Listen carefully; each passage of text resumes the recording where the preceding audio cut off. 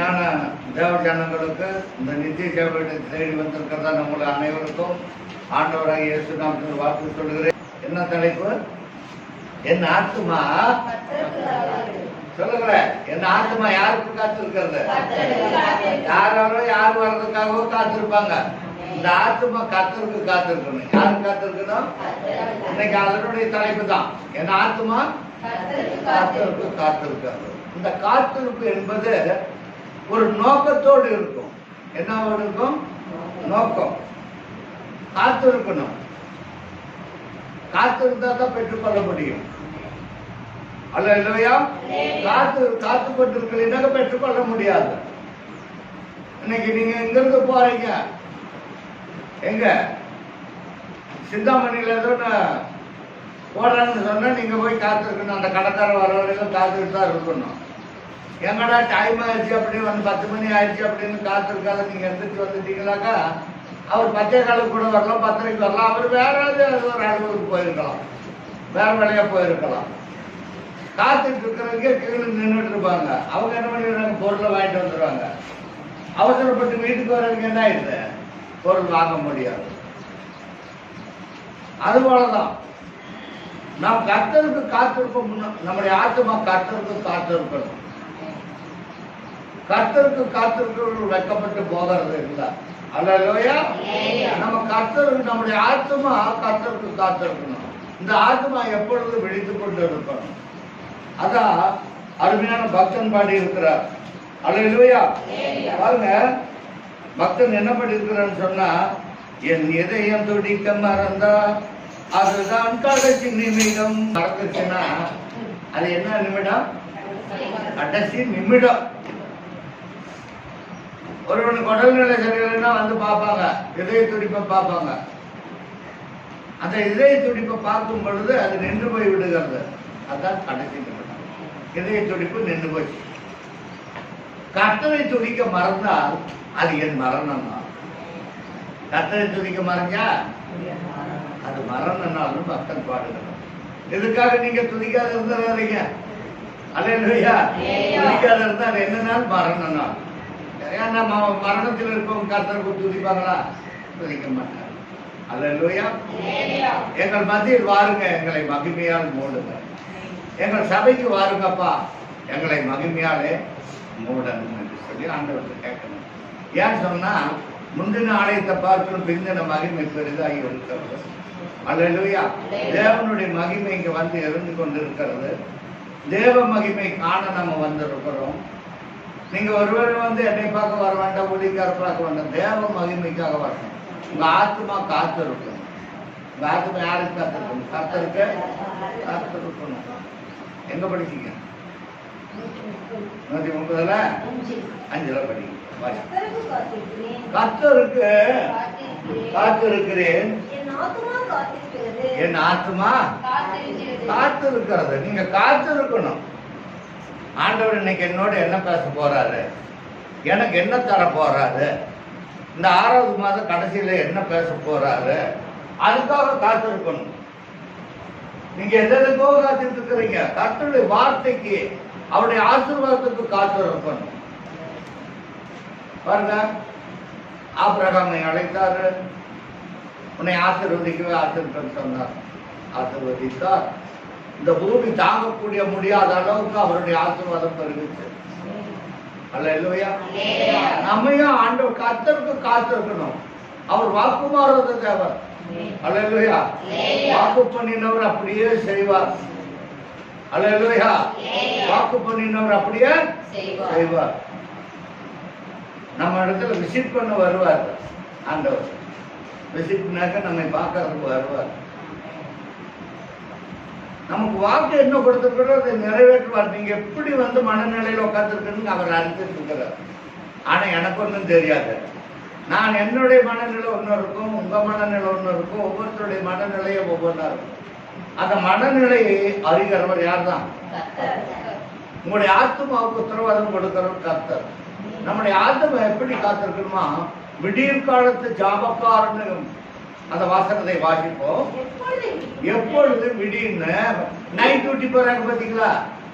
பகல் டியூட்டிக்கு போறவங்களுக்கு ஒன்றும் தெரிஞ்சுக்காது.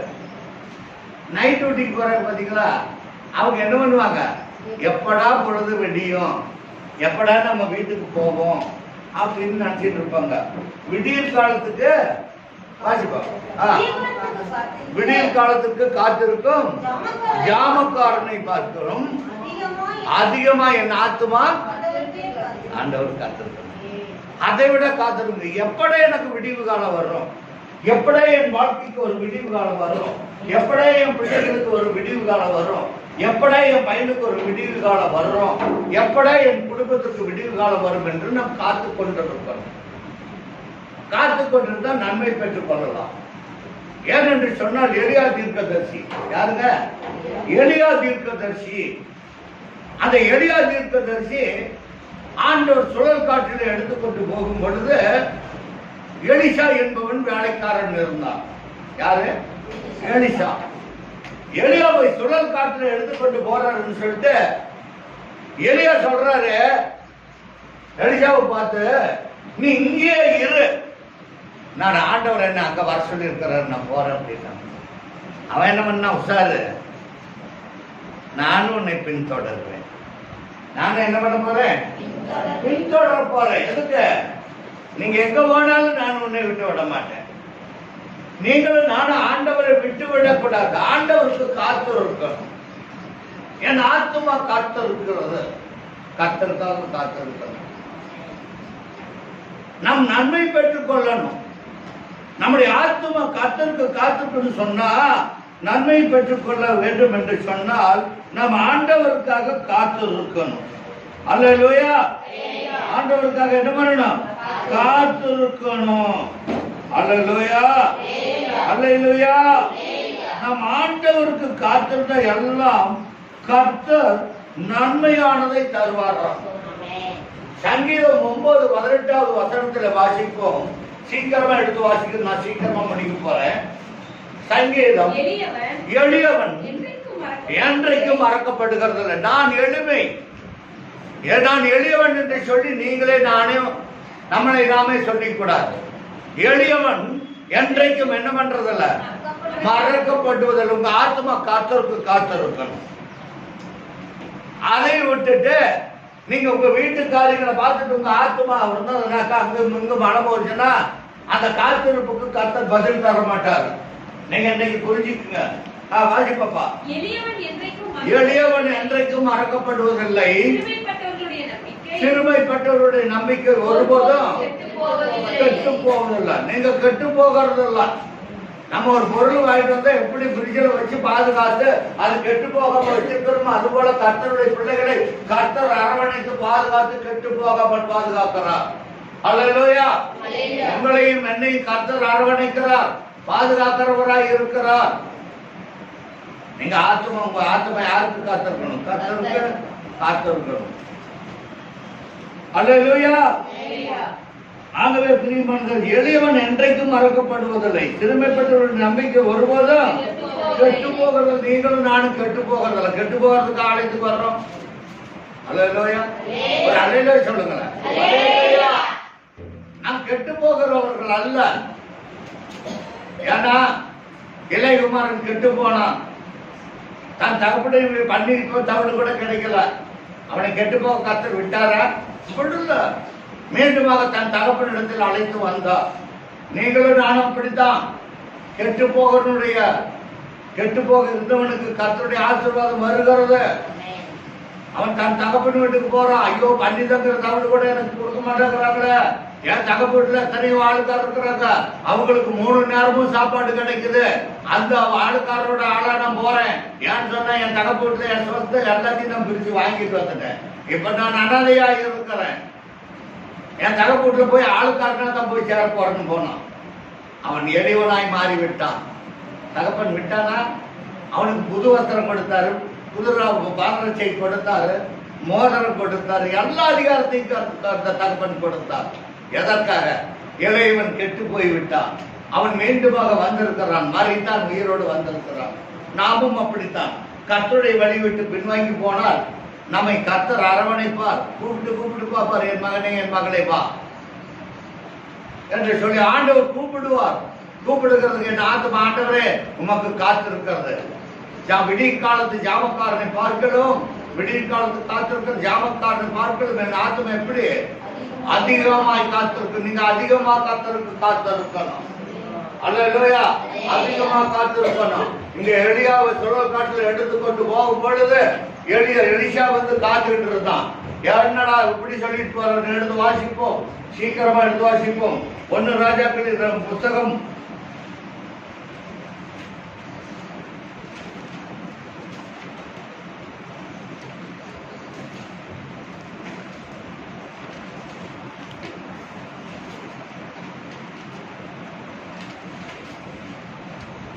2 ராஜாக்களின் புத்தகம் 2ஆம் அதிகாரம்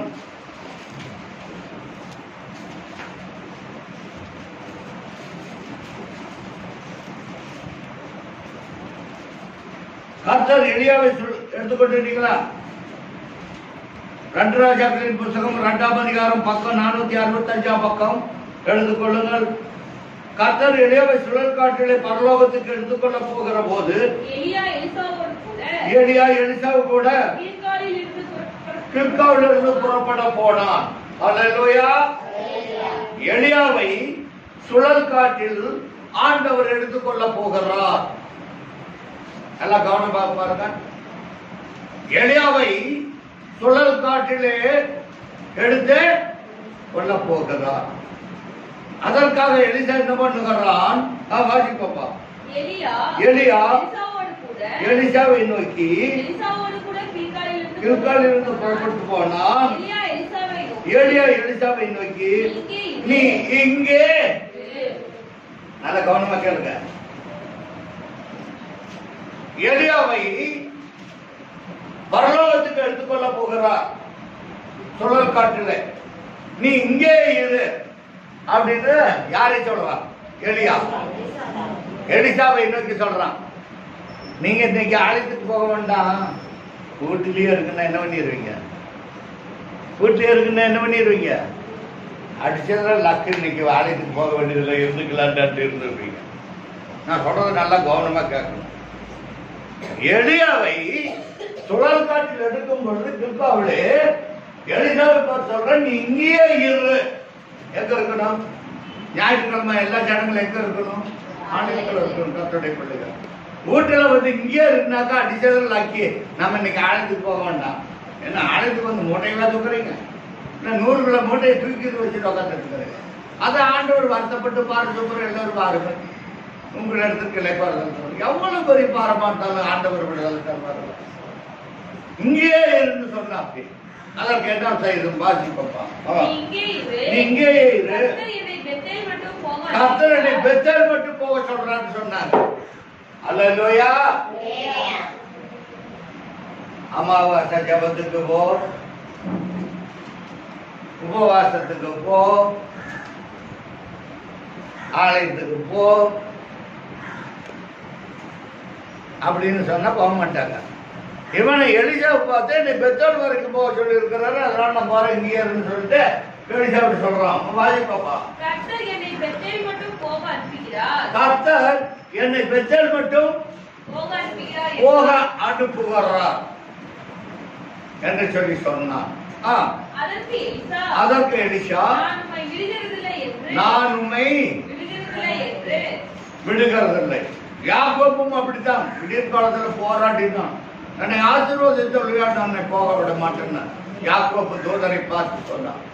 எனக்கு அருமையான தேவஜனங்களே, நீங்க காத்து இருக்கணும். நீங்க காத்து இருக்கலைன்னா அந்த காத்திருப்புக்கு ஒரு அர்த்தமும் கிடையாது. இவன் சொல்றான், நீங்க பெத்தல் வரைக்கும் போனாலும் நான் என்ன பண்ணுவேன்? வாசிப்பா. நான் உண்மை என்ன செய்யறதில்ல, விடுகிறதில்ல. நீங்க ஆராதிக்க ஆண்டவரை விடக்கூடாது.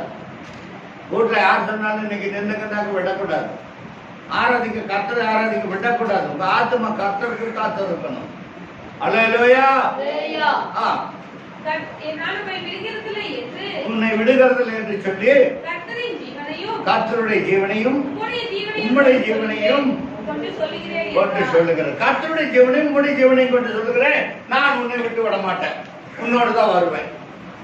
கர்த்தருடைய பிள்ளைகள் அப்படி சொல்ல கத்துக்கணும். இன்னைக்கு ஞாயிற்றுக்கிழமை நான் ஆலயத்துக்கு தான் போகணும், அங்கதான் எனக்கு விடுதலை, அங்கதான் நம்ம குடும்பத்துக்கு விடுதலை, அங்கதான் நமக்கு ஆசீர்வாதம், அங்கதான் நமக்கு எல்லாமே சொல்லிட்டு வரணும். இன்னைக்கு இருந்துக்குன்னா இருந்துக்க கூடாது. கர்த்தர் ஆராய்ச்சி போய் எல்லா வேலையும் செய்யுங்க. தம்பி ஏய் ஏன் போட்டு இருக்கியா? அல்லேலூயா. வாசி பாப்பா. அப்படியே இருவரும் பெத்தேலுக்கு சரி வா, நீ வரமா வந்துட்டே இருக்கிற வா. எங்க வர சொல்ற? பெத்தேலுக்கு வந்தான். எலிஷா உங்களோட வந்தா 2 பேரும் பெத்தேலுக்கு போனாங்க. வாசி பாப்பா. அப்பொழுது தீர்க்கதரிசிகள் புத்திரர் யார் இடத்துல வந்து எலிசாவிடத்தில் வந்து, கர்த்தர் இன்றைக்கு உனக்கு தலைமையாய் இருக்கிற உன் எஜமானை உன்னை விட்டு பாத்தீங்களா? இன்னைக்கு எலிசாவை பார்த்து சொல்றாரு அந்த தீர்க்கதரிசி என்னன்னு சொல்றான்? இன்றைக்கு உனக்கு தலைமையாய் இருக்கிற உன் எஜமானனை உன்னை விட்டு எடுத்துக்கொள்ள போகிறார் என்று சொன்னாங்க. அல்லேலூயா. இந்த நாள் வரைக்கும் எலியா உனக்கு தலைவனா இருந்தா, குருவா இருந்தா, இன்னைக்கு வந்து ஆண்டவர் அவனை எடுத்துக்கொள்ள போறாங்கன்னு எலிசாவிட்ட வந்து தீர்க்கதரிசி சொல்றாங்க. உனக்கு தெரியுமான்னு எலிசாவிட்ட கேட்கறான். அதற்கு அவன் எனக்கு தெரியும் சும்மா இருங்க. எலியாவை எடுத்துக்கொள்ள போறது எனக்கு தெரியும், அதனால தானே அவரை விட மாட்டேங்கிறேன். அது எனக்கு தெரியும், நீங்க சும்மா இருங்க. நீங்க உங்க வீட்டுல வந்து யாராச்சும் ஆராதனைக்கு போக வேண்டாம்னு சொன்னாக்க நீங்க என்ன பண்ணணும் சொல்லுங்களேன். நான் எப்படி சொல்ல முடியும்? அப்படி சும்மா இருக்கு. நான் போய் ஆண்டவருக்கு தரிசனம் பண்ணிட்டு வந்தேன். ஆண்டவரை நான் என்ன பண்றேன்? தரிசித்துட்டு வந்துடுறேன் அப்படின்னு சொல்றேன். நீங்க சும்மா இருங்க அப்படின்னு சொல்றேன். பின்பு எலியாவனை நோக்கி எலிசாவே நீ இங்கே இரு, கர்த்தர் என்னை எரிகோ மட்டும் போக அனுப்புகிறார் என்று சொல்லி சொன்னான். அதற்கு அவன் நான் உன்னை என்ன பண்றதில்ல விடுகிறதில்ல. ஞாயிற்றுக்கிழமை எல்லா ஜனங்களும் ஆராதனை விடக்கூடாது. ஒவ்வொரு விசுவாசிகளும் ஞாயிற்றுக்கிழமை ஆராதனை என்ன செய்யக்கூடாது சொல்லுங்க, விடக்கூடாது. ஏன் விடக்கூடாது? உங்க ஆத்துமா கர்த்தருக்கு காத்திருக்கும். இவன் எலியாவுக்காக காத்துட்டு இருந்தான். அவனை ஆண்டவர் எப்படியே எடுத்துக்கொள்வார் அப்படின்னு சொல்லிட்டு, அதனால நான் எரியோவுக்கு போறேன், அதனால நீங்க இருந்து சொல்லிட்டு சொல்றான். அதுக்கு என்ன சொல்றான்? அதற்கு அவன் நான் உன்னை என்ன பண்றதில்ல விடுகிறதில்லை. அல்லேலூயா. நான் உன்னை விடுகிறதில்லை. நீங்க ஆண்டவரை ஆராதிக்கிறது விடுகிறதில்லை என்று சொல்லி ஒரு பொருத்தனையோடு உங்க ஆத்மா காத்திருக்கும். யார் யார் இப்படி ஒரு பொருத்தனை எடுத்துட்டு போறீங்க? என் ஆத்மா கர்த்தருக்கு காத்திருக்கிறது, நான் அவரை ஆராதிக்காமல் விட மாட்டேன் என்று சொல்லி ஒரு பொருத்தனையோடு உட்கார்ந்து கொண்டிருக்கணும். வாசி பாப்பா. கர்த்தருடைய ஜீவனையும் உம்முடைய ஜீவனையும் கொண்டு சொல்லுகிறேன் என்று சொன்னான். அப்படி அவர்கள் இருவரும் எங்க போனாங்க? எரிகோவுக்கு போனார்கள். எரிகோவில் இருக்கிற தீர்க்கதரிசியின் புத்திரர்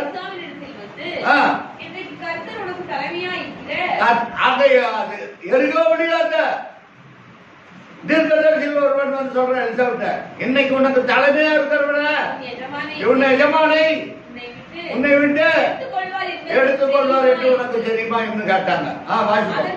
அதற்கு அவன் எனக்கு தெரியும் சும்மா இருங்க. அவனுக்கு எவ்வளவு வைத்தியலா இருக்கும். நானும் விளக்கெண்ணெய் கண்ணுல ஊத்திட்டு என் எஜமான் போகக்கூடாதுன்னு நான் பார்த்துட்டு இருக்கிறேன். அதுக்குள்ள வந்து உன்னை எஜமான் எடுத்துட்டு போறான்னு சொல்றாங்களே, நீங்க சும்மா இருங்கன்னு சொல்றேன். அல்லேலூயா. பின்பு எலியாவனை நோக்கி நீங்க இரு, கர்த்தர் என்னை எங்க போக சொல்றாரு? யோர்தானுக்கு போக சொல்றாரு. அதுக்கு விட மாட்டேன். நீங்க எங்க போறீங்களா? அங்க எல்லாம் நான் வருவேன். நீ எங்க போறியா? அங்க எல்லாம் நான் வருவேன் அப்படின்ட்டு அங்கேயும் போனான். பாசி பாப்பா.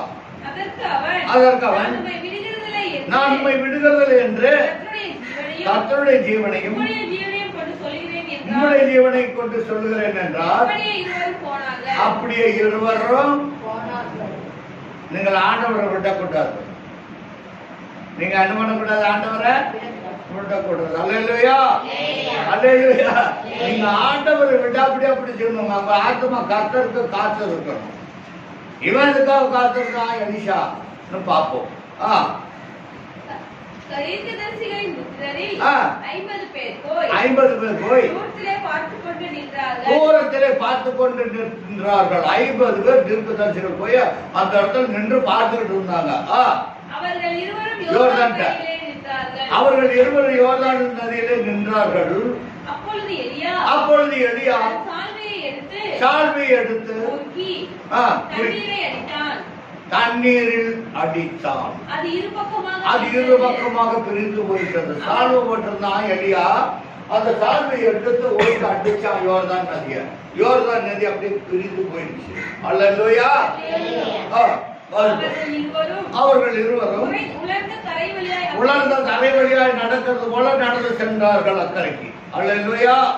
நமக்கு ஆண்டவர் பாதையை காட்டுவார். நாம் நடக்கிற பாதை சரியான பாதையை கர்த்தர் காட்டுவார். ஆண்டவரை விட்டு விலகக்கூடாது. நாம ஏதோ ஆராதனைக்கு போறது மட்டும் இருக்கக்கூடாது. கர்த்தருடைய கட்டளைகளில் பிரியமாய் இருக்கணும். அவர் வேதத்தின்படி நடக்கிற உத்தமார்க்கத்தார்கள் தான் பாக்கியவான்கள். வாசிப்பா சீக்கிரம். அவர்கள் அக்கறைக்கு போன பின்பு எலியா எலிசாவை நோக்கி, நான் உன்னை விட்டு எடுத்து கொள்ளப்படும் முன்னே நான் உனக்கு செய்ய வேண்டியது என்னவென்று கேள் என்று சொல்லி எலியா எலிசாவிட்ட கேட்டான். அதற்கு எலிசா, உன்னிடத்தில் உள்ள ஆவியின் வரம் இரட்டிப்பாய் கிடைக்கணும். அல்லேலூயா. நம்ம ஆராதிக்க வந்தவர்களுக்கு கர்த்தருக்கு காத்திருப்போம் என்று சொன்னா எலிசாவுக்கு கொடுத்த வரம் 2 மடங்கான ஆசீர்வாதம் நமக்கு ஆவியின் வரம் கிடைக்கும். நீங்களும் நானும் நினைச்சிட்டு இருக்கிற எதுக்காக போகணும், எதுக்காக ஆண்டவருக்காக காத்திருக்கணும். நீங்க ஆண்டவருக்காக காத்திருந்தா எல்லா பலனும் வரும். எலியா காத்துட்டு இருந்தா எலியாவுடைய கடைசி நிமிஷத்துல கேட்கிறான், நான் உனக்கு என்ன செய்ய வேண்டியது, என்ன எதிர்பார்க்கணும் எலியா எலிசாவிட்ட கேட்கிறான். அதற்கு அவன் கேட்கிறான், உம்மிட நம்மளால என்ன கேட்பான், எங்க வீடு நிறைய பொண்ணும் பொருளும் நிறைஞ்சிருக்கும். எங்க வீடு நிறைய என்ன வேணா பொண்ணும் பொருளும் நிறைஞ்சிருக்கணும். ஒரு நேரத்துக்கு ஒரு ட்ரெஸ் பண்ணணும், ஒரு நேரத்துக்கு ஒரு ஆபரணத்தை நாங்க அணியணும் அப்படின்னு கேட்போம். ஆனால் எலிசா அப்படி கேட்கல. என்னன்னு கேட்டான், ஆவியின் வரம் இல்ல, எனக்கு இரட்டிப்பான வரம் வேணும்னு கேட்டான். அல்லேலூயா, அல்லேலூயா. அவன் ஐஸ்வர்யம் கேட்கல, பொன்பொருள் கேட்கல, ஒன்னும் கேட்கல. எலியாவுக்கு இருக்கிற வரத்தை கேட்டான். எலியாவுக்கு இருக்கிற வர ஒரு வாரம் அல்ல. எலியா வந்து ஜெபம் பண்ணினான். சாரிபாத்து வீட்டுக்கு போனா, அங்க அந்த விதவை பார்த்து சொன்னா, நீ முதல்ல சொல்ற அடையையும் தண்ணியும் கொண்டு வா, என்னையும் அவங்க வீட்டுல குறையாதுன்னு சொன்னா அதே போல நடந்தது. 3 வருஷமும் 6 மாதமும் மழை பெய்யக்கூடாதுன்னு சொன்னா மழை பெய்யாது நின்னது. மறுபடி 3 வருஷம் 6 மாதம் கழிச்சு ஆகாமுக்கு முன்னாடி போய் நின்று கைகளவு மேகத்தை பார்த்து பெருமழை பெய்யும் சொன்னா பெய்தது.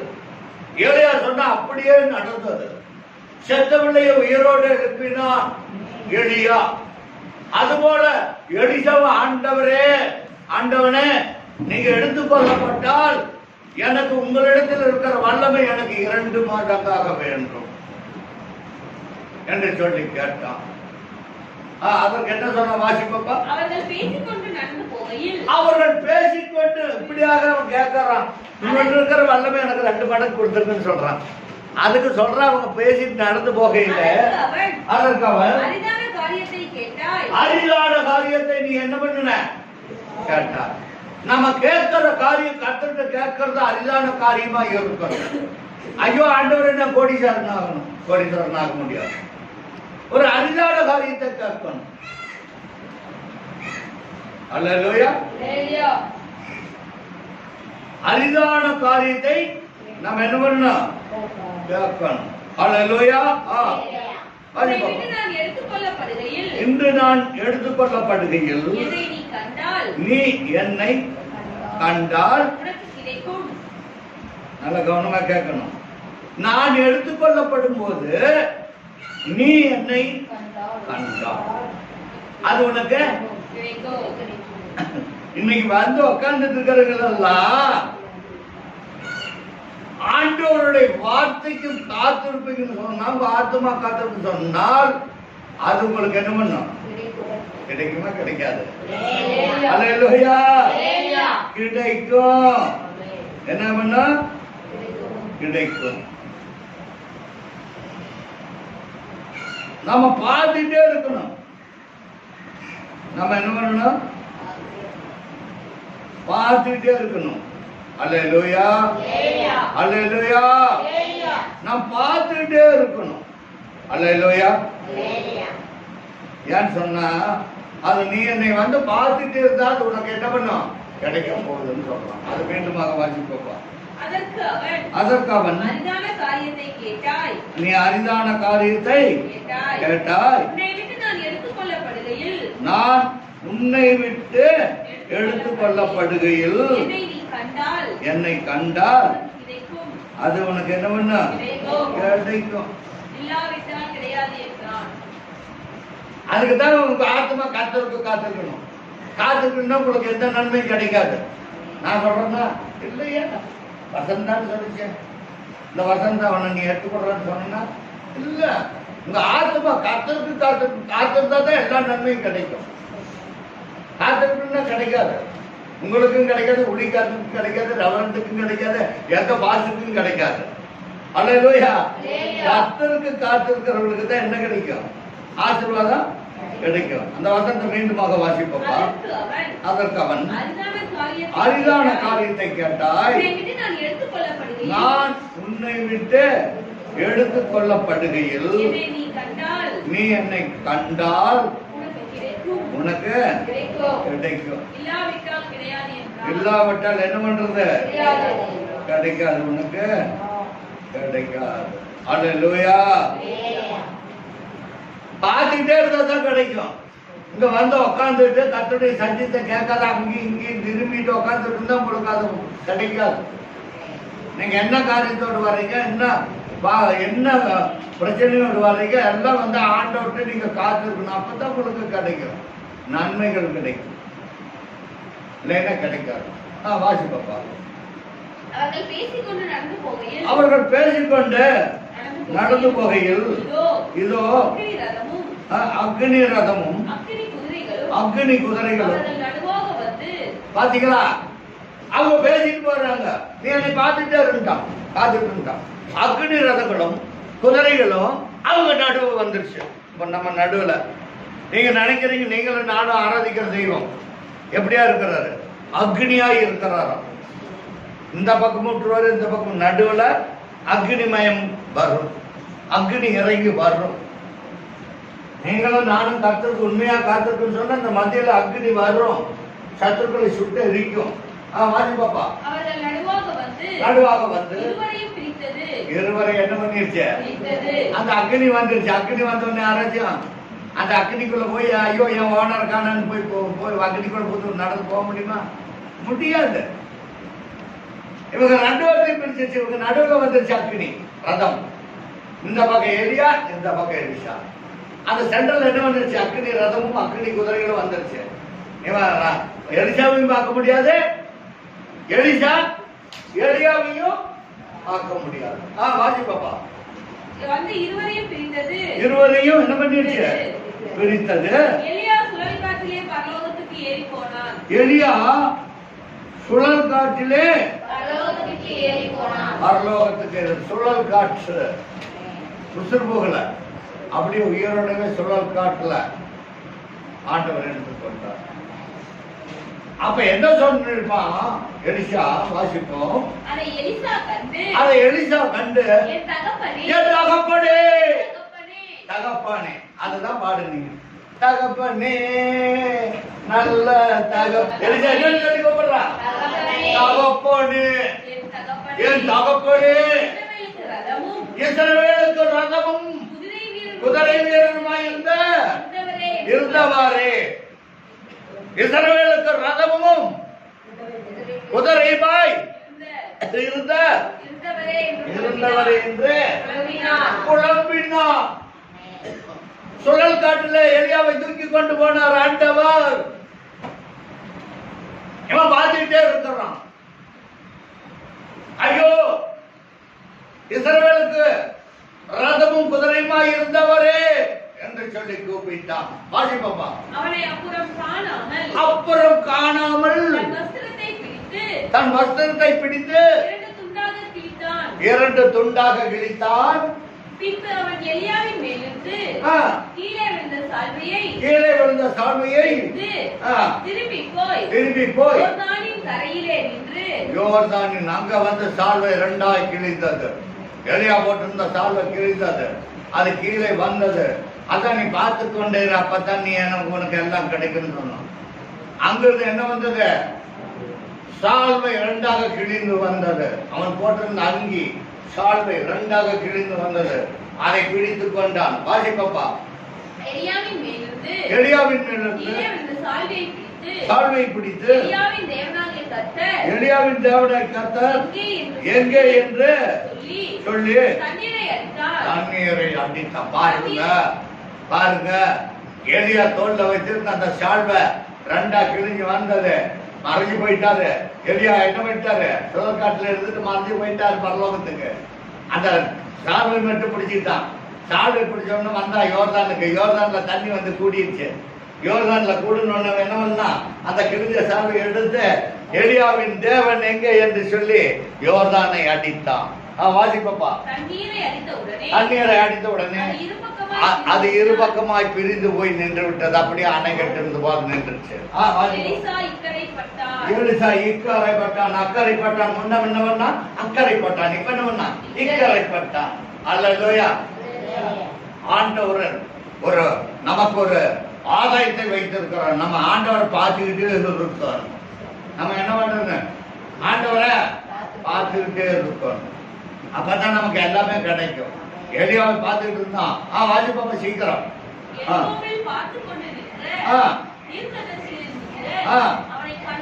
அவனை கண்ட உடனே எலியாவின் ஆவி எலிசாவிற்குள்ளாக இறங்கி இருக்கிறது. எலியாவின் ஆவி வாசிப்பா. அவனுக்கு எதிர்கொண்டு போய் அரை மட்டும் குடிந்து அவனை வணங்கினார்கள். ஆண்டவர் உங்களையும் என்னையும் உயர்த்துவார். நம் கர்த்தருடைய பிள்ளைகள் எல்லாரும் நம்மை சுற்றிலும் இருக்கிறவர்கள் வணங்குவார்கள். உங்களையும் நம்மை ஆண்டவர் 2 மடங்கான ஆசீர்வாதத்தை கொடுத்திருக்கிறார். வல்லமையின் ஆவியை கொடுத்திருக்கிறார். நம்ம எதற்கும் பயப்படுத்த தேவையில்லை. நம்ம கர்த்தரை பார்க்க ஆசையாக இருக்க கற்றுக்கொள்ளணும். அல்லேலூயா. கர்த்தரை தேடணும். அவங்க நீ என்னை பார்த்துட்டே இருந்தா எல்லாம் உனக்கு கிடைக்கும். நம்ம ஆண்டவரை பார்த்துருக்கோம். உங்க ஆத்மா கர்த்தருக்கு காத்து இருக்கணும். அந்த வசனத்தை படிப்போமா? கர்த்தருக்கு நான் காத்திருக்கிறேன், என் ஆத்மா காத்திருக்கிறது. கர்த்தருடைய வார்த்தையை நீங்க என்ன பண்ணணும்? கர்த்தருடைய வார்த்தையை நம்புங்க. அது போதும். நீங்க என்னையும் நம்ப வேண்டாம், நான் சுவாசம் நம்ப வேண்டாம். என்னிடத்துலயும் ஒண்ணும் கிடையாது. இந்த இடத்துல வந்து அவன் என்ன எடுத்து வரணும், ஆண்டவர் என்ன பேச சொல்றாரு அர்த்தம் பேசுறேன். நீங்க நினைக்கிற அவனும் நானும் அங்க வீட்டுல டிஸ்கஸ் பண்ணிட்டு அவனோட வந்து வசனம் எடுத்துக்கிடுறேன். இதுக்கு நான் ஈடு வசனம் எடுத்து படிக்கிறதுன்னு கிடையாது. ஆண்டவர் இந்த இடத்துல வந்து என்ன போதிக்க சொல்றாரோ அதைத்தான் போதிக்கிறேன். அல்லேலூயா. அல்லேலூயா. நீங்க ஆண்டவர் பார்க்க ஆசையா இருங்க, வேற யாரும் பார்க்க வேண்டாம். எலியாவும் பார்த்துக்கிட்டே இருந்தான். பார்த்துட்டு இருந்தோன்னா அவனுக்கு என்ன வந்து ஆசீர்வாதம் வந்துச்சு 2 மடங்கு. அதனால ஆண்டவர்கிட்ட சொல்லுங்க, ஆண்டவரை உண்மை பார்க்க ஆசை, உண்மை பார்க்க ஆசையே. பாருங்க, எல்லாரும் கவனமா கவனிக்கணும். கூடு உண்டு பறவைகளுக்கு, கூடு என்று பறவைகளுக்கு. குழி உண்டு, நரிகள் போய் பதுக்கிக் கொள்வதற்கு குழி இருக்கிறது. ஆனால் நம்மை படைத்த தேவனுக்கு இடம் கிடையாது. படுக்க தலை சாய்க்க இடம், தலை சாய்ப்பதற்கு இடம் இல்லை. ஏங்குகிறேன் ஏக்கத்தை. இடம் இருக்கிறது எங்க மனசுக்குள்ள. உங்க மனசுக்குள்ள ஆண்டவர் நினைச்சு எளியாவை அவன் நினைச்சான், அவனுக்கு 2 மடங்கு ஆசீர்வாதம். நீங்க ஆண்டவரை நினைச்சு உங்களுடைய உள்ளத்திற்குள்ள அவருக்காக ஆத்மா காத்திருக்குன்னு சொன்னா உங்களுக்கு 2 மடங்கான வல்லமை இந்த 7வது மாதத்துல கர்த்தர் கொடுக்க போகிறவராய் இருக்கிறார். அல்லேலூயா. அருமையான தேவஜனங்களே, நீங்கள் எலிசா அவனுக்காக எலியாவை சுழல் காற்றில் எடுத்துக்கொண்டு போகும் பொழுது அவன் காத்து கொண்டிருந்தான். எதற்காக? அவன் இடத்தில் ஏதாவது எனக்கு கிடைக்காதா என்று சொல்லி 2 மடங்கான வல்லமை கொடுத்த அந்த எலியாவின் வல்லமை இன்றைக்கு நமக்கும் நாம் கர்த்தரை பார்த்து கொண்டிருப்போம் என்று சொன்னால் நமக்கும் அவருடைய வல்லமை கர்த்தர் கொடுப்பார் என்பது நிச்சயம். நீங்கள் கர்த்தருக்கு உங்களுடைய ஆத்மா காத்து இருக்கும். என் ஆத்மா காத்து இருக்கிறது. எப்படி காத்திருக்கிறதா? விடியற் காலத்து ஜாமக்காரனை பார்க்கலும் அதிகமா என் ஆத்துமா காத்து. எப்படா என்னுடைய பொழுது விடி, எப்படா என் குடும்ப விளக்கு, எப்படா என்னுடைய குடும்பம், எப்படா தலை தோங்கும், இங்க விழித்திருக்கணும், காத்திருக்கணும். அதுதான் கர்த்தருடைய ரியாலிட்டி. அதுதான். அல்லேலூயா. அவர் உண்மையுள்ளவர், அப்படியே செய்கிறவர். நாம் யாவரும் முழங்கால் படி